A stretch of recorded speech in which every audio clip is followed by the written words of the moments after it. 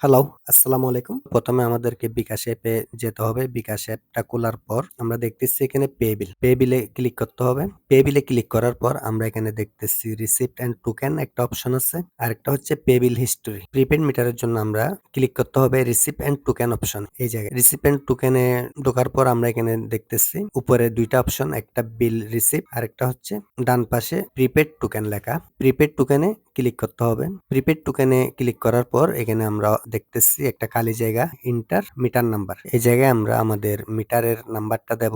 দেওয়ার পর right এরোতে click করে আমরা এখন দেখতেছি ৪ টা টোকেন নাম্বার, অর্থাৎ সর্বশেষ যেই ৪ টা রিচার্জ আমাদের মিটারের জন্য করা হয়েছে ওইগুলার নাম্বার। তো এখানে একদম তারিখ এবং টাইম সহ দেওয়া আছে। আপনি যদি ওই দিন একটাই রিচার্জ করে থাকেন, যেটা টোকেন নাম্বার পাচ্ছিলেন না, ওইটা হলে আপনি একদম টাইমটা আইডিয়া করে, ডেটটা আইডিয়া করে এখান থেকে আপনি খুব সহজে টোকেন নাম্বারটা পাচ্ছেন। আর যদি একটা ঝামেলা হয় যে আপনার পুরাতন কোনো টোকেন আসলে রিচার্জ করেছেন কিন্তু টোকেনটা রিচার্জ হয়নি, অর্থাৎ মিটারে ইনপুট দেওয়া হয়নি, এসব ক্ষেত্রে আপনারা এখানে দেখতেছেন কিছু গুরুত্বপূর্ণ নাম্বার যেগুলা ম্যাক্সিমাম বাংলাদেশি মিটারে, বিশেষ করে হ্যাক্সিং কোম্পানি থেকে যে মিটারগুলা তৈরি করে নিয়ে আসা হয় বাংলাদেশ, হ্যাক্সিং এর কোডগুলো এখানে আপনারা দেখতেছেন। বাংলাদেশি, সেল, ক্যাপিটাল, এরকম আরো ২-১ টা মিটার, এগুলা হ্যাক্সিং এরই মিটার। ওইসব মিটার যদি হয় আপনারা এখান থেকে মিলিয়ে দিতে পারেন। আপনি এখানে দেখতেছেন এগুলো একেক মিটারে একেক রকম করে দেখায়। কিছু মিটারে ডায়াল করার সাথে সাথে আপনাকে শুধু লাস্ট টোকেন নাম্বারটা দেখাবে।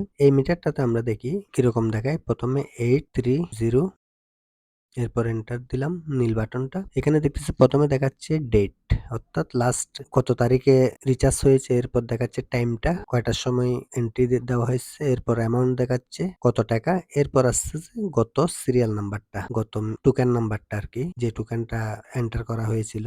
তো আপনি ওই টোকেন নাম্বারটা মিটার থেকে সংগ্রহ করবেন, একটা কাগজে লিখে নেবেন। ওইটা লিখে নেওয়ার পর আপনি আপনার এই ৪ টা নাম্বারের সাথে মিলে দেখবেন যে লাস্ট টোকেন নাম্বার কোনটা। যদি দেখেন যে ওটা একদম নিচেরটা হয়, তাহলে উপরের ৩ টা নিচের থেকে একটা একটা করে সিরিয়াল করে আপনাকে ইনপুট দিতে হবে। যদি দেখেন যে মিটারে যেই লাস্ট টোকেন নাম্বারটা রিচার্জ হয়েছে এরকম দেখাচ্ছে আপনার ২ নাম্বারটা, তার উপরের গুলো আপনাকে নিচের থেকে সিরিয়াল ধরে একটা একটা করে উপরের দিকে মিটারে ডায়াল করতে হবে এবং ওকে বাটন প্রেস করলে আপনার মিটার রিচার্জ হয়ে যাবে। ওকে, ধন্যবাদ।